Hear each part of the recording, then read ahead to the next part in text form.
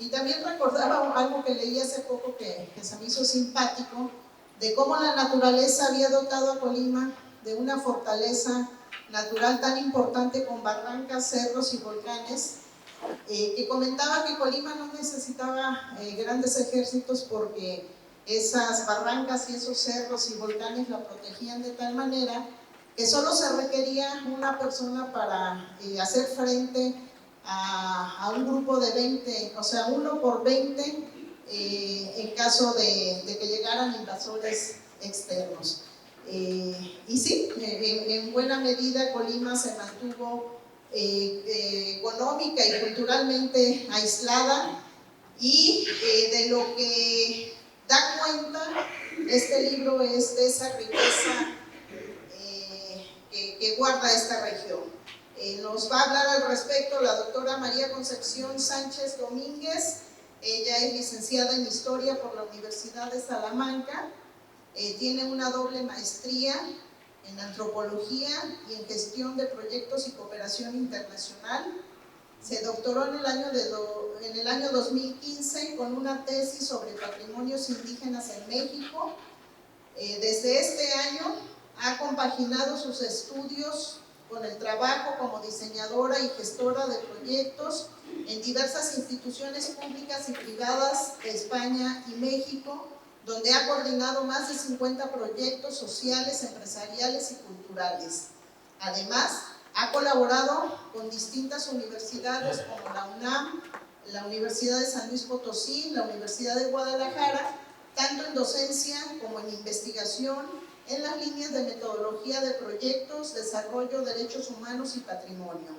Forma parte del Sistema Nacional de Investigadores como candidata desde enero de 2019 y actualmente es la gerente del Consorcio de Investigación y Diálogo sobre Gobierno Local, un programa interinstitucional donde participan 5 centros públicos de investigación, como lo es CIESAS, CIATEC, Colegio de San Luis, Colegio de Michoacán y CICI. Gracias, doctora. Muchas gracias a Paulina por invitarme hoy. Estoy fascinada por el edificio, por el archivo, pero también muy agradecida por esta invitación, porque estando aquí me doy cuenta de lo importante que es para Paulina estar hoy aquí y lo entrañable que es para ella este evento. Entonces pues me siento muy afortunada de que me hayas invitado a venir. Y también muy agradecida de que me regalara este fascinante libro justo antes de vacaciones de Navidad, porque pues ha alegrado mis vacaciones. El leer un relato tan interesante, tan bien escrito, tan bien documentado, pero al mismo tiempo tan ameno, lo cual no es muy habitual dentro del mundo académico. Y ahora, oyéndole a su compañero, me doy cuenta, ¿no?, que como decía Lorca, no fue la musa, fue el trabajo duro el que te llevó a escribir tan bien. Entonces, pues, me da mucho gusto estar aquí. Y quería empezar con una pequeñísima anécdota sobre el vino de coco. Yo la primera vez que oí hablar del vino de coco, oí hablar en Santander, una ciudad del norte de España, y era un brebaje, digamos, donde se mezclaba el vino tinto con un aguardiente que era el licor de cocos. Y este vino, curiosamente, lo servía un hombre que había vivido en México, en un bar. Era barato, refrescante, y entonces pues, la gente joven solía caer por allá. Y se convirtió como en una especie de cosa simpática que hacíamos en los veranos, en los grupos de amigos, ¿no? Ir a tomar vino de cocos. Y el caso es que posteriormente, cuando empecé a trabajar en el mundo de la historia, de los archivos en México y en España, recurrentemente empezó a salir información acerca de este tema del vino de coco, y siempre me dio curiosidad. Y cuando Paulina, ya por noviembre, en una reunión en Civilio, en este espacio común de varias instituciones, nos platicó acerca de su trabajo, acerca de lo que estaba investigando y acerca de este texto, se incrementó, ¿no?, mi curiosidad acerca de este licor que en algún momento se produjo en México, pero que dejó de hacerse y que de alguna forma permaneció en la memoria incluso de aquel tabernero del norte de España que quién sabe dónde oyó el nombre y él pues decidió seguir su propia receta, obviamente no tan sofisticada. El caso es que este texto, como les platicaba, tiene esa rara virtud, ¿no? Esa rara virtud de contarnos una historia retomando este tema del vino de cocos, contarnos una historia mucho más amplia, una historia regional y sobre todo una historia que habla mucho de Colima. Sí, les recomendaría a todos ustedes que se acercaran a este libro porque es realmente muy ameno, muy bien escrito y sorprende mucho de las cosas que nos presenta. A mí particularmente me sorprendió cuando ella presentó su proyecto de investigación que aborca más allá del vino de cocos la trascendencia de la historia del galeón de Manila que surcó los mares por tantos años y unió a dos regiones tan lejanas. Y me pareció muy impresionante la herencia dejada por esta relación y la cantidad de productos tan mexicanos que a partir de ella se expandieron por el país, como el mango o el tamarindo, por mencionar algunos. Y, por supuesto, el caso aquí explorado, el del coco, que resulta muy indicativo, puesto que no se puede imaginar la costa del Pacífico sin esas palmeras. El análisis que Paulina hace, tanto de cómo se elabora la tuba, cómo se elabora el vino, y que lo hace a partir de su experiencia etnográfica en Filipinas, en Colima, nos habla de un pasado que ha continuado presente, en el caso del vino, muy lejos de estas tierras colimenses. Y al mismo tiempo sorprende, a pesar de esa lejanía en el tiempo, la cercanía de muchas de esas tradiciones que se han mantenido para extraer tanto la tuba como otros tipos de elementos de los que Paulina da cuenta en su libro. Con respecto al vino de cocos también me sorprende esa trascendencia y al mismo tiempo ese olvido.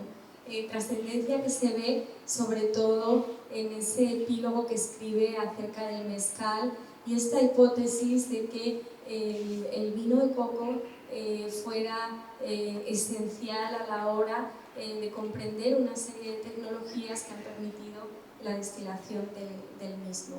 Y esta corta existencia, ¿no? Ese olvido en el sentido de una corta existencia, apenas unos 150 años, pero que tuvo un impacto fuerte tanto en el comercio regional como en otra serie de aspectos muy humanos, algunos de los que habla Paulina.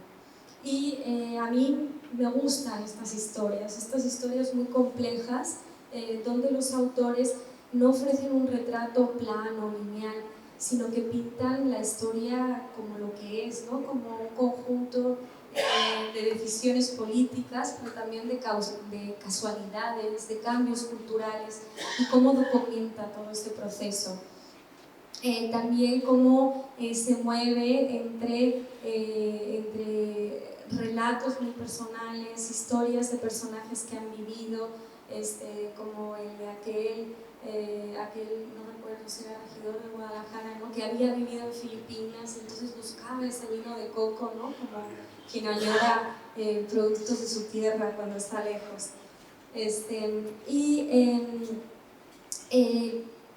También pienso cómo refleja la trascendencia de esas decisiones políticas a más amplia escala, como las decisiones de los virreyes en torno a las prohibiciones de las bebidas alcohólicas, que tuvieron mucha influencia en la vida corta de esta bebida, pero que también reflejan el interés, ¿no? Por controlar ese tipo de monopolios muy productivos y cómo estas decisiones muchas veces se justifican a través de la crítica hacia los grupos humanos que vivían en la región.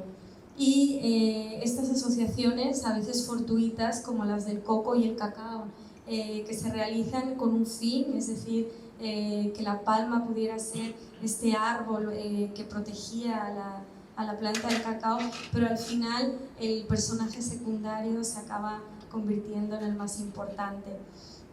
También habla de la importancia de la naturaleza, de cómo algunos eventos catastróficos, como el huracán que refiere del siglo XVII, obliga a replantear mucha de la producción que se estaba haciendo en la zona, pero sobre todo de lo borrosas que son las líneas que separan las tradiciones y cómo se fortalecen en el contacto con las nuevas culturas, generando otras nuevas que no por ello son menos auténticas.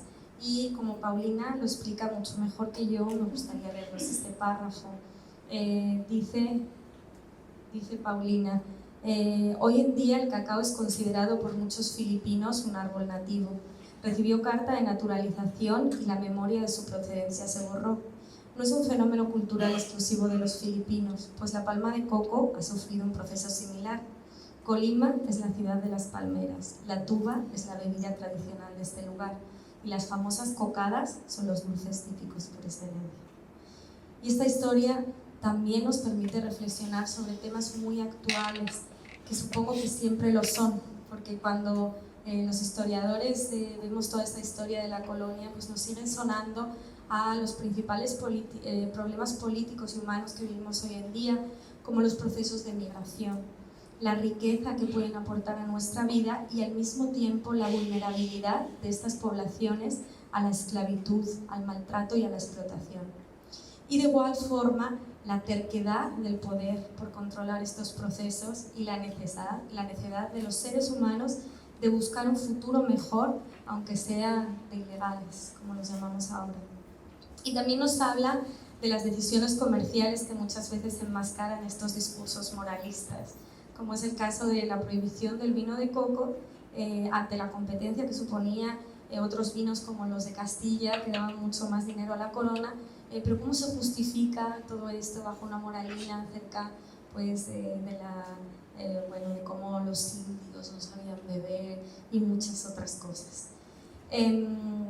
Creo que es muy importante las implicaciones que puede tener una investigación como esta, ¿no? Una investigación pues, que puede promover la recuperación de tradiciones, el recordar que venimos de un mundo muy complejo, cargado de cosas que son muy nuestras, pero que también son muy de otros.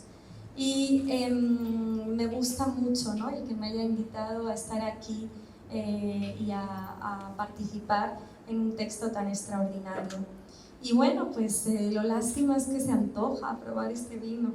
Y pues pienso, ¿no?, en aquellas recetas que a veces elaboramos de lugares remotos. Me acuerdo de mí misma haciendo unos chiles en nogada que nunca había probado, por ejemplo.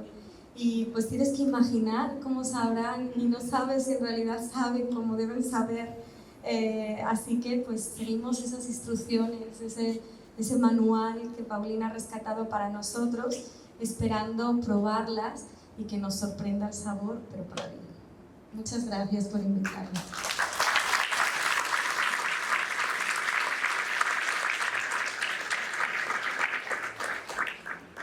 Bien, la tuba sin duda alguna es un elemento fundamental de la identidad colimense, y para hablarnos del vino de cocos, de la tuba y del sabor que permea este hermoso libro, le cederé la palabra a Nico Mejía, originario de Manzanillo, cocinero colimense, amoroso a sus raíces, chef, investigador de la cocina polimota. Es autor del libro Algas comestibles de Baja California, publicado en 2016, y en 2018 publicó Colima, una gran travesía gastronómica. Hoy por hoy es el representante de la culinaria colimense y director de la plataforma de promoción gastronómica colimense Colima Sabe. Ha representado a la cocina de Colima en más de una veintena de veces por todo México y también en el extranjero, en países como Francia, Perú y Chile. Fue cocinero creativo en el restaurante Cortés en Guadalajara, nominado como Mejor Restaurante Nuevo en 2014. Fue conductor y chef viajero del programa Cocineros Mexicanos por Azteca 13 en 2018 y 2019, chef embajador de la Cervecería de Colima, y actualmente es el chef corporativo del restaurante Lumbre en Guadalajara y del original bar 1952 en Manzanillo.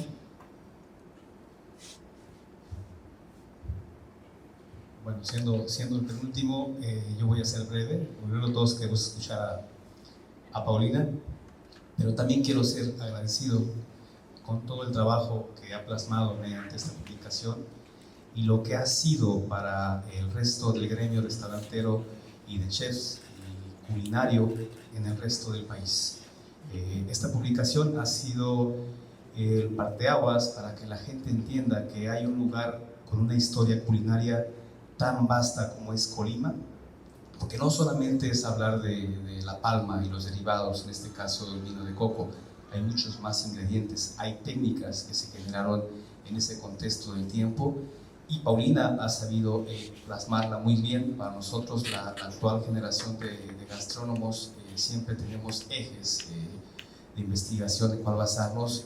Paulina ha sido uno de esos ejes que nos ha inducido y guiado para poder promover una gastronomía con conocimiento y del porqué de esa gastronomía, no el cómo generarla, sino el porqué y los orígenes.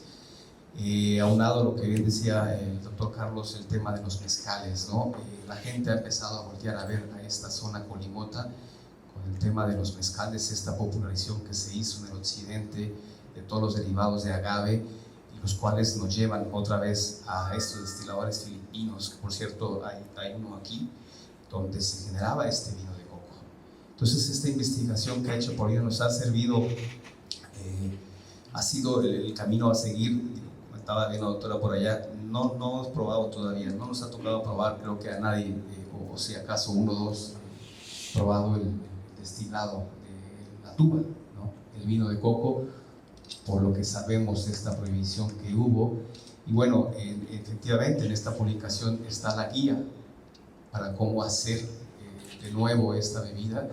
Ahora que la bebida de la tuba es tan popular, pero también tan, de una u otra manera, muy fabricada con otros ingredientes que no debería llevar. Pero bueno, ese ya es otro factor que tenemos que tener atención, pero principalmente agradecer a Paulina por esta publicación y por estar siempre ahí con nosotros para guiarnos y conocer, agradecer principalmente los ingredientes de Colima, de adentro hacia adentro, y ahora el exterior de México está volteando a ver a Colima. Colima está en boca de todos culinariamente, y bueno, la investigación de Paulina ha marcado mucho para que la gente entienda que también estamos en el mapa. Muchas gracias.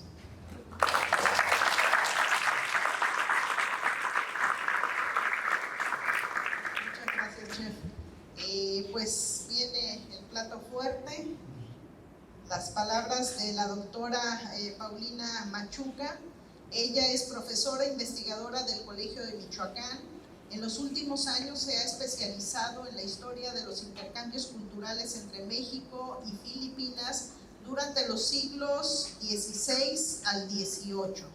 Entre la producción científica más reciente se encuentra el libro coordinado por el doctor Tomás Calvo en 2016, México y Filipinas, culturas y memorias sobre el Pacífico, bajo el sello editorial del Colegio de Michoacán y la Universidad Ateneo de Manila, en 2018.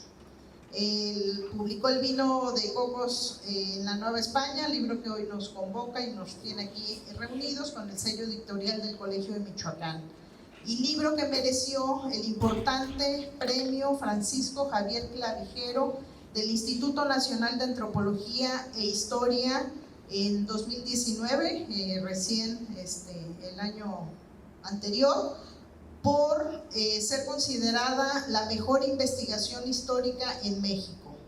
En 2019 publicó La historia mínima de Filipinas por el Colegio de México, y en 2011 recibió la beca para la mujer en las humanidades, distinción otorgada por la Presidencia de la República y CONACYT, En 2018 impartió la cátedra en América Latina en la Universidad de Toulouse, en Francia, y en este 2020 será profesora invitada por la Universidad de París. Es miembro del Sistema Nacional de Investigadores en el nivel 2.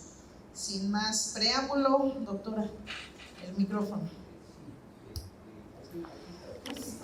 Les agradezco mucho su presencia, le agradezco mucho las palabras de los presentadores y que hayan atendido a esta invitación.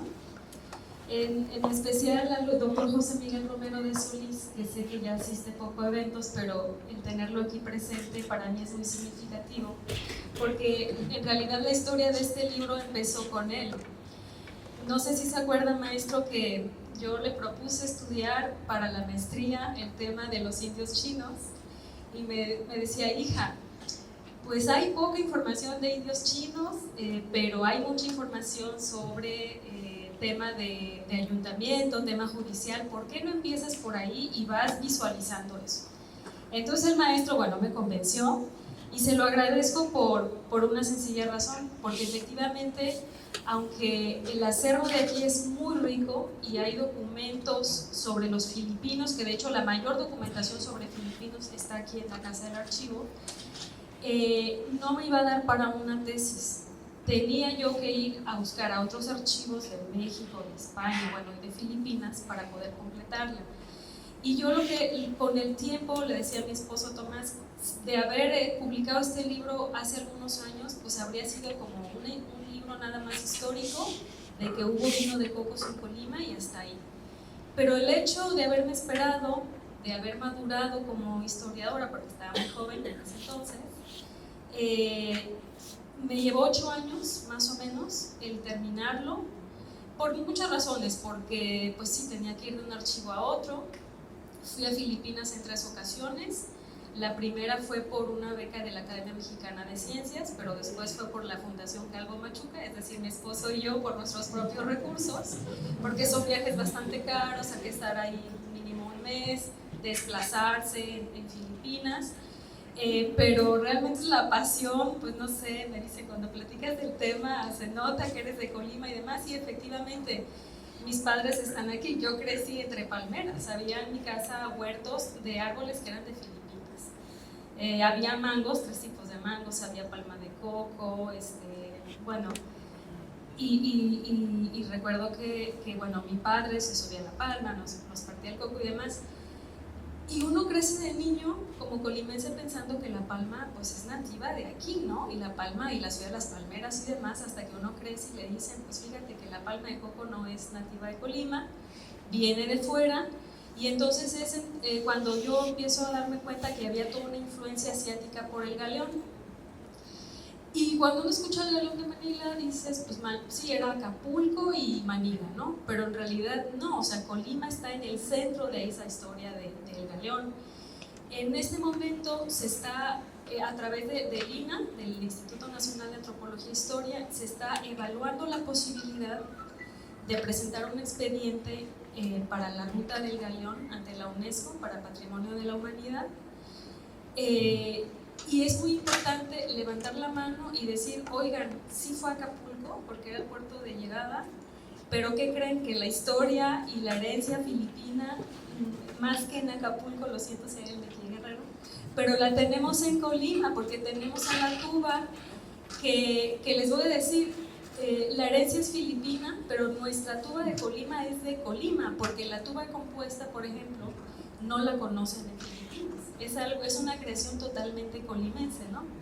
Y ya nos hemos apropiado de ella. Nuestras palapas, la palabra malaya, esa palapa, pues también es una arquitectura típica de nuestra costa, que llegó, pero también sufrió modificaciones aquí, la adaptamos a nuestro ambiente. Otras cosas, ¿no? La pelea de gallos que llega, el charangáis, el pueblo charangáis que también llega de allá. Entonces, como decía Coqui, efectivamente son intercambios que llegan, pero que nosotros los apropiamos y toman cartas de naturalización. Entonces la importancia también es decir, pues si se va a enviar ese expediente para Patrimonio de la Humanidad, pues Colima es el heredero de de esa historia, ¿no? De esa historia de los filipinos, de los asiáticos. Y entonces, bueno, pues les hablaba de la documentación que encontré en archivos, mencionaron algunos, del trabajo de campo que hice en Filipinas. Algo que sí quiero rescatar, maestro, para que se sienta todavía más orgulloso del archivo, es que en este acervo hay firmas de filipinos con caracteres asiáticos. Bueno, no encuentro ahorita la página, pero son unos caracteres de un alfabeto que se llama Baibaji. Cuando llegan los españoles a Filipinas, mencionan que los filipinos tenían algún tipo de alfabeto. No estaba generalizado, solamente algunos sabían usarlo. Pues déjenme decirles que las firmas en esos caracteres asiáticos de aquí son del año de 1600, y ni siquiera Filipinas los tiene tan antiguos, maestro. Los que tiene Filipinas son de 1616, es decir, que todavía tenemos esa primicia, ese tesoro, esa joya histórica, además de todo lo otro. Y que en alguna reseña un español como un poco celoso dijo: "Ah, están en Colima, ¿no? Los más antiguos, y están en el archivo histórico". Efectivamente están aquí. Bueno, básicamente lo que les quería decir, que pueden encontrar el libro, pues es esa historia de la palma de coco. El año pasado, en 2019, cumplimos 450 años de que llegó la palma de coco a Colima, y fue una fecha que pasó desapercibida, desafortunadamente. La trajo Álvaro de Mendaña y está documentado, la trajo en 1569. Y entonces, aprovechando que autoridades estatales y del ayuntamiento, que está aquí el regidor de cultura, bueno, les he comentado en otras ocasiones, aquí no hay una avenida de Filipinas, no hay una avenida que se llame Álvaro de Mendaña. Colima no tiene un hermanamiento con ninguna ciudad de Filipinas, como si la tiene, por ejemplo, Acapulco y otras que no es evidente. No tenemos una sala del coco en el Museo Regional, una sala del Galeón. Entonces, la memoria histórica está aquí, bueno, y en otros trabajos, no solo en el mío, y creo que es la posibilidad que tenemos para montarnos en esa ola que está ahora de la Ruta del Galeón, de la UNESCO, decir: oigan, aquí estamos, aquí hay una historia que es común a los colimenses, que estamos muy orgullosos de ello, y pues se los dejo de tarea. Pienso que hay muchas posibilidades que se pueden abrir para Colima. Los mismos tuberos. Nosotros hicimos un documental que ahora está en YouTube, muchos de ustedes ya sé que lo conocen. Y yo recuerdo que después del documental el ayuntamiento mandó a hacer unos puestos muy bonitos, rangelianos, ¿no? Se modificaron, y cuando visitamos a los tuberos se sienten orgullosos que llegan turistas de muchas partes del mundo y le dicen: oye, tubero, te he visto en un documental de YouTube, y ellos nos lo cuentan como muy orgullosos de sí mismos, ¿no? Entonces, lo que podemos hacer desde la academia, creo, también es importante para dar proyección, apoyar a los gobiernos municipales y estatal para la proyección que puede tener Colima a nivel turístico, por ejemplo, o de desarrollo económico. Yo sé que aquí hay gente interesada en hacer el vino de cocos, se puede hacer, pero déjenme decirles que se puede hacer incluso una denominación de origen de Colima, un vino de cocos que tenga denominación de origen colimense, que, verdad digo, que muchos de nosotros podríamos tener ese proyecto, que podría ser un detonante económico. La información ya está, creo que las voluntades ya están, solamente nos hace falta apoyo, algún tipo de empuje, y revivir esta historia. En este libro, pues además de la historia de cómo llega el coco, les decía, también van a encontrar cómo se producía, con qué tipo de destiladores, las rutas de comercio.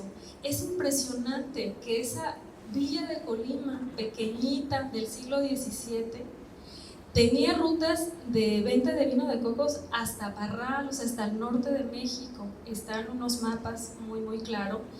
Entonces se vendía vino de cocos hacia lo que es hoy Morelia, Valladolid, hacia el centro de México, obviamente hacia Guadalajara y hacia las zonas mineras, porque ya lo he comentado, los destilados eran importantes para el trabajo de la minería, es decir, se le daba el aguardiente a los que bajaban, imagínense, estar bajo tierra trabajando muchas horas. Entonces era una especie de carburante, ¿no? Lo que llamamos nosotros. Por eso se explica el éxito que tuvo el vino de cocos en las zonas mineras. Y lo que yo digo, y lo sostengo, y en este momento nadie puede refutar, el vino de cocos fue la primera bebida destilada en todo México, que se produjo y comercializó ampliamente. Después del vino de cocos vino la primera destilación de mezcales, y esa es la última parte del libro, que los mezcales de México son herederos del vino de cocos porque siguen el modelo del vino de cocos. Las primeras destilaciones son en el sur de Jalisco, siguiendo el modelo de vino de cocos de Colima. Entonces también es reivindicar esa parte, ¿no? Porque ahora mezcal hay en muchos lugares, pero bueno, la historia y cómo inicia realmente está aquí. Y bueno, pues yo hasta aquí le voy a dejar. Si les interesa, bueno, pues está toda esa parte. Bueno, lo que decía Coqui. Y otra cosa también que quisiera que se fueran de aquí con esta información, y si compran el libro mejor, siempre se dice que el vino de cocos fue una bebida prohibida.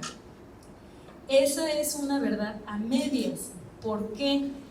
Porque el vino de cocos empieza siendo una bebida, sí, prohibida para los pueblos indígenas y demás, pero hay un huracán en 1626 que arrasa con las plantaciones de cacao que había en Colima, y lo único que queda aquí son las palmas. Y a partir de ahí se le pide a la Audiencia de México y al virrey que les permitan hacer vino de cocos con licencia. Se las conceden. Y se van renovando las licencias. Aquí están las fechas, a veces son 10 años, 5 años. Hay una muy buena gestión del Ayuntamiento de Colima, hay que reconocer al Ayuntamiento que gestionó muy bien estas licencias ante las autoridades de la Ciudad de México. Y entonces el vino de cocos fue una bebida, ya no fue una bebida prohibida, fue una bebida permitida y legalmente, se vendía legalmente hasta 1700, o sea, hasta final del siglo XVII. Entonces ya no hay que decir que el vino de cocos es una bebida prohibida, no, lo fue en un primer momento, pero después tuvo toda la legalidad, y por eso podemos ver en archivos de San Luis Potosí, de Zacatecas, de Morelia, etcétera, cómo se llevaba, se vendía, ¿no? Los arrieros. Entonces creo que también ya tenemos que dejar atrás pues esa idea que se tiene, ¿no? Como que siempre hubiera sido una bebida prohibida por debajo del agua. En realidad no lo fue, y fue gracias a esa gestión. Hay una pequeña exposición, ahorita que salgamos, si gustan acompañarnos, bueno, va a haber tuba de honor. Y esa pequeña exposición, bueno, la realizamos gracias al archivo. Quiero agradecer a las autoridades del archivo, a Irma López y su esposo Juan, que me han apoyado mucho, en especial a Cidiglo también, que nos apoyó con la impresión de imágenes. Son fotografías de Filipinas, de algunos tuberos. Van a ver una muy interesante de un tubero que está lleno entre las palmas con tubos de bambú, como puentes. Y esa imagen es a propósito porque aquí también tenemos documentos del siglo XVII que había tuberos que para no subir y bajar de las palmas hacían puentes de madera. O sea, eso se llegó a hacer en Colima también, y lo tenemos documentado, ¿no?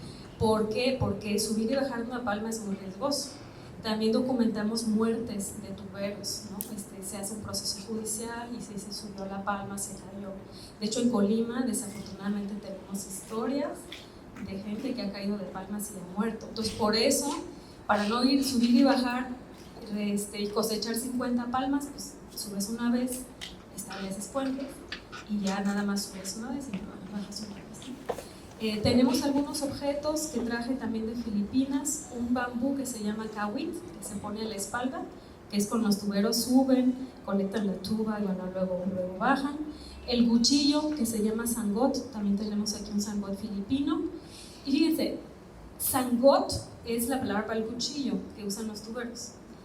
Y tubero en lengua bisaya se dice mananangot, como sangot, mananangot, porque es la persona que sabe usar el cuchillo. Y en Filipinas me remarcaron mucho, para ser un buen tubero hay que saber usar muy bien el cuchillo, porque si tú no haces un buen corte, pues la tuba, dicen ellos, se regresa, o sea, ya no te da, la echas a perder. Entonces esa relación del tubero con el cuchillo es muy, muy importante. Van a ver algunos paisajes de Bohol, donde hice mi investigación sobre todo de la tuba. En Filipinas hoy en día el vino de coco se llama lambanog. Bueno, ese lámbano no se hace en todo Filipinas. Tuba hay casi en todo Filipinas, pero la destilación de la tuba, o sea, lo que da origen al vino de coco, se hace en una provincia que se llama Tayabas, que está al norte de, bueno, un poquito así norte de Manila, lo van a ver también ahí, que es donde están las principales destilerías. Entonces, la exposición puede crecer, bueno, ahorita es pequeña, pero hago una invitación a las autoridades que tengamos una sala permanente, las autoridades de Lina, no sé, que podríamos empezar en el Museo Regional, Sala del Galeón, Sala del Coco, y después, ¿por qué no?, hacer un pequeño museo comunitario a partir de esta experiencia, ¿no? Entonces, bueno, pues no sé si tengan alguna pregunta. Yo reitero mis agradecimientos de sus palabras y bueno, de su presencia, y pues ojalá que puedan disfrutar el día. Muchas gracias.